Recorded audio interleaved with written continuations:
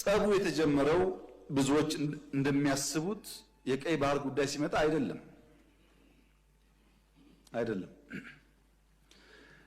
በትግራይ ውጊያ ሲጀመር የመጀመሪያው ዙር ውጊያ ሽሬ ካስለቀቅን በኋላ የኤርትራ ጦር ከኋላ ተከትሎ ሽሬ ገብቶ የአንዳንድ ሰዎችን ግለሰቦች ቤት ማፍረስ ፎቅ ማፍረስ ሲጀምር ጸብ ተጀምሯል። አልተናገርንም እንጂ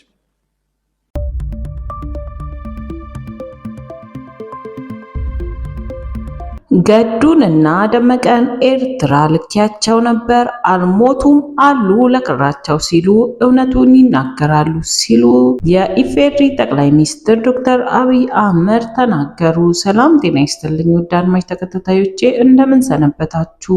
አክብሮታዊ ሰላምታዬ በያላችሁበት ይድረሳችሁ ያልኩኝ ለቻናሌ አዲስ ከሆናችሁ ቻናሌን ሰብስክራይብ፣ ላይክ እና ሼር በማድረግ ቤተሰብ እንድትሆኑኝ ከልብ ጠይቃለሁ። ቀጥታ ወደ አዘጋጀውላችሁ መረጃ አሸጋግራለሁኝ። አንዳንድ ሰዎች በኢትዮጵያና ኤርትራ መሃል ችግር የተፈጠረው ኢትዮጵያ የባህር በር ጥያቄ በማንሳቷ ነው ይላሉ።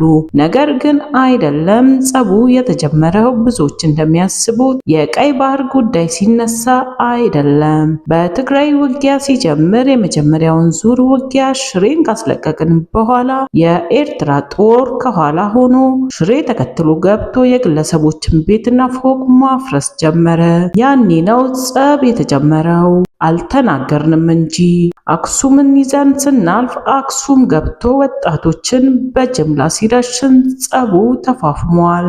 አድዋን ይዘን ስናልፍ አድዋ ፋብሪካ ሲሰርቅና ሲፍታታ ጸቡ ተጋግሏል። አዲግራት ደርሰን የመድኃኒት ፋብሪካውን የሚነቅለውን ነቅሎ የማይነቀለውን ሲያፈራርስ ጸቡ ጫፍ ደርሷል። ነገር ግን በዚያን ወቅት የኢትዮጵያ መንግስት በዚህና በዚያ የመዋጋት አቅም አልነበረውም። ይህ ሁሉ ሲደረግ በርካታ ኢንቮይስ በወቅቱ ወደ ኤርትራ ልኬ ነበር ካልኳቸው ሰዎች መሃል ገሚሶቹ ከእኔ ጋር የሉም። ለምሳሌ አቶ ገዱን 2 ጊዜ ልኬያቸዋለሁ። የላኳቸው የትግራይን ህዝቤን አታጎሳቁሉ ብዬ ነው። አቶ ገዱ ህሊና አላቸው፣ ክር አላቸው። እዛ ለምን ጉዳይ ሄደው ምን እንደመከሩ እርሳቸውም እኛም ሻቢያም ያውቃሉ ሲሉ በዛሬው የፓርላማ ስብሰባ ላይ የኢፌዴሪ ጠቅላይ ሚኒስትር ዶክተር አብይ አህመድ ተናግረዋል። የኢትዮጵያ እና የኤርትራ ግንኙነት ላለፉት ጥቂት ዓመታት እጅግ አስገራሚና ያልተጠበቁ ውጣ ውረዶችን ሲያስተናግድ ቆይቷል። በተለይ ጠቅላይ ሚኒስትር አብይ አህመድ በየዓመቱ በሕዝብ ተወካዮች ምክር ቤት ቀርበው የሚሰጧቸው መግለጫዎች የሁለቱን ሀገራት ወቅታዊ ግንኙነት ፍንጭ የሚሰጡ ነበር።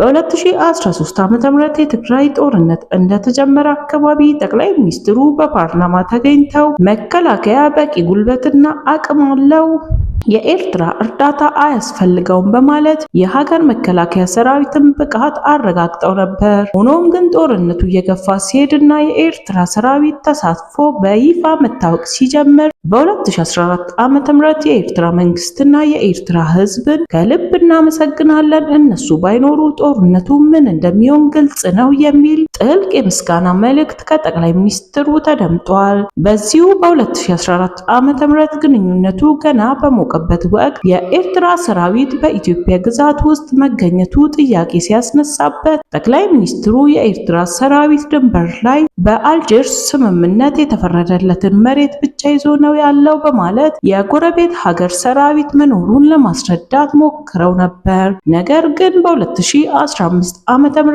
የፕሪቶሪያ የሰላም ስምምነት ከተፈረመ በኋላ የሁለት ሀገራት ግንኙነት ወደ ሌላ አቅጣጫ መዞር ጀምሯል። በዚህ ወቅት ጠቅላይ ሚኒስትሩ ኤርትራ በሉዓላዊ የኢትዮጵያ ግዛት ውስጥ ትገኛለች፣ ለዚህም ከሚመለከታቸው ዓለም አቀፍ ተቋማት ጋር እየተነጋገርን ነው በማለት ኤርትራ በኢትዮጵያ ግዛት ውስጥ መኖሯ አሳሳቢ እንደሆነ ገልጸዋል። ዛሬ በ2018 ዓ.ም ደግሞ በሁለቱ ሀገራት መካከል ያለው መቃቃር ይፋ በሆነበትና የንግግር ጦርነቱ በበረታበት ወቅት ጠቅላይ ሚኒስትሩ በፓርላማ ቀርበው ከኤርትራ ጋር የተጣላነው ትግራይን ስላፈረሱና ስለዘረፉ ነው የሚል መሪር ክስን ሰንዝረዋል። የኤርትራ መንግስት ትግራይና ህዝባዊ ወያኔ ሓርነት ትግራይ ሙሉ በሙሉ እንዲጠፉ ፈልጎ እንደነበርና ኢትዮጵያ ግን እነዚህ የራሳቸው ህዝቦች ናቸው እንደምስሳቸው በማለቷ ግንኙነቷ እንደሻከረ ገልጸዋል። ይህ ከዓመታት በፊት ከነበረው የምስጋናና የውዳሴ ንግግር ፍጹም ተቃራኒ የሆነው የአሁኑ አቋም የሁለቱን ሀገራት ግንኙነት ወዴት እየተጓዘ እንደሆነ ጥልቅ ጥያቄን የሚያስነሳ ሆኗል። ስለተከታተላችሁኝ ከልብ አመሰግናለሁ። ሰናይ ቀን